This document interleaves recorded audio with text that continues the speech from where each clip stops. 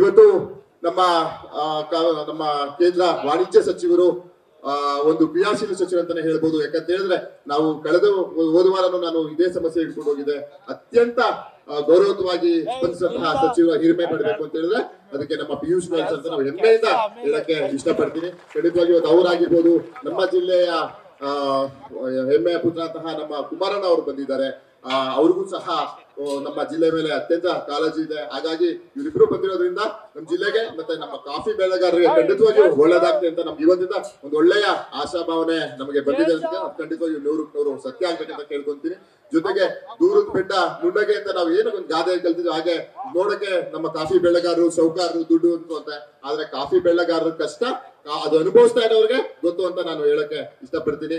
ಯಾಕಂತ ಹೇಳಿದ್ರೆ ಇವತ್ತು ಒಂದು ಭಾಗದಲ್ಲಿ ಈ ಬಾರಿ ಬೆಳೆ ಚೆನ್ನಾಗಿದೆ, ಬೆಳೆ ಚೆನ್ನಾಗಿದ್ರು ಸಹ ದರ ಈ ಬಾರಿ ತುಂಬಾ ಕಡಿಮೆ ಇದೆ. ಜೊತೆಗೆ ನಿಮ್ಗೆಲ್ಲಾ ಗೊತ್ತಿರುವಂಗೆ ಆನೆ ದಾಳಿ ಅಂತೂ ಸಿಕ್ಕಾಪಟ್ಟೆ ತೊಂದರೆ ಆಗ್ತಾ ಇದೆ. ನಮ್ಮ ಬೇಲೂರು, ಸಕಲೇಶ್ಪುರ, ಆಲೂರು ಭಾಗದಲ್ಲಿ ನಮ್ಮ ಮಾನ್ಯ ಸಚಿವರು ಸಹ ನಾನು ಮನವಿ ಮಾಡ್ಕೊಂತೀನಿ, ದಯಮಾಡಿ ಇದಕ್ಕೆ ಒಂದು ತಾತ್ವಿಕ ಅಂತ್ಯವನ್ನ ನಾವು ಕಾಣಿಸ್ಬೇಕು. ಹಾಗಾದ್ರೆ ಆನೆಗಳಿಗೂ ತೊಂದರೆ ಆಗೋ ರೀತಿಯಲ್ಲಿ, ನಮ್ಮ ರೈತರಿಗೂ ತೊಂದರೆ ಆಗೋ ರೀತಿಯಲ್ಲಿ ಮಾಡುವಂತ ಕೆಲಸವನ್ನ ಮಾಡಬೇಕು. ಜೊತೆಗೆ ನಮ್ಮ ರಾಜ್ಯ ಸರ್ಕಾರ ಆಗಿರ್ಬೋದು, ಕೇಂದ್ರ ಸರ್ಕಾರ ಆಗಿರ್ಬೋದು, ಒಗ್ಗೂಡಿ ಈ ಕೆಲಸವನ್ನ ಮಾಡಿದ್ರೆ ಖಂಡಿತವಾಗಿಯೂ ನಮ್ಮ ಕಾಫಿ ಬೆಳೆಗಾರರಿಗೆ ಒಳ್ಳೇದಾಗ್ತದೆ. ಅವ್ರ ಜೊತೆ ನಾವೆಲ್ಲ ಕೈ ಜೋಡಿಸಿ, ನಾವು ಜನಪ್ರತಿನಿಧಿಗಳು, ಶಾಸಕರಾಗಿರ್ಬೋದು, ನಾವಾಗಿರ್ಬೋದು, ಸಂಸತ್ನಲ್ಲಿ, ವಿಧಾನಸಭೆಯಲ್ಲಿ ಹಲವಾರು ಬಾರಿ ಕಾಫಿ ಬೆಳೆಗಾರರ ಬಗ್ಗೆ ಮತ್ತೆ ಆನೆ ದಾಳಿ ಬಗ್ಗೆ ಖಂಡಿತವಾಗಿಯೂ ಗಮನ ಹರಿಸ್ತಾ ಇದೀವಿ. ಅದನ್ನ ಕೇಂದ್ರ ಸರ್ಕಾರ, ರಾಜ್ಯ ಸರ್ಕಾರ ಕೂಡಲೇ ತುರ್ತಾಗಿ ತಗೊಂಡು ಕಾಫಿ ಬೆಳೆಗಾರರಿಗೆ ಅದನ್ನ ಸ್ಪಂದಿಸಬೇಕು ಅಂತ ಕೇಳ್ಕೊಂತೀನಿ.